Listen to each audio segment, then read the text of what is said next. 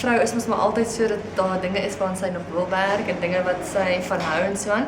Maar op hierdie stadium is ek's gesond, ek's gelukkig.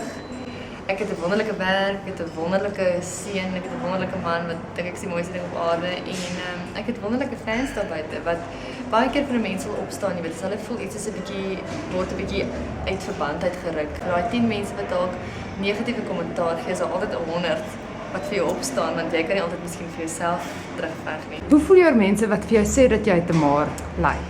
Ek dink of hulle sê, jy weet, there's a bigger picture.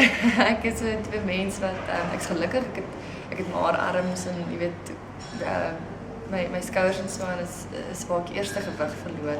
Maar jy weet as jy na my hele lyf kyk, sal jy sien ek het maar probleemareas soos my boude en my bene en so aan.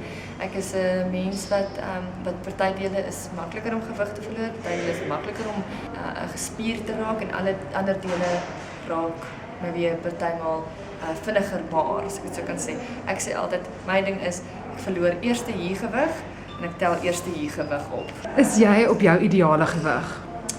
Ja, ek dink net ek sal nog 'n bietjie wil tone. Ek sal jy weet 'n bietjie meer balans wil skep tussen jy weet met my lyf en so aan, maar ek dink ek voel gelukkig soos ek voel gelukkig want ek voel gesond. Is ek nou honger? Ja, ek's nou honger. Eet iets. Is ek lus nou vir 'n barwan? Eet 'n barwan, jy weet of dit is so ek voel mens moet gesond lewe, jy moet na jou liggaam luister en jy moet jou liggaam ken. Jy moet jou goeie dele en jou swak dele moet jy ken. My ma sê altyd van ons familiebou, dat sy altyd al is sy 20 kg oorgewig, sal sy nog steeds haar stedelbene kan sien.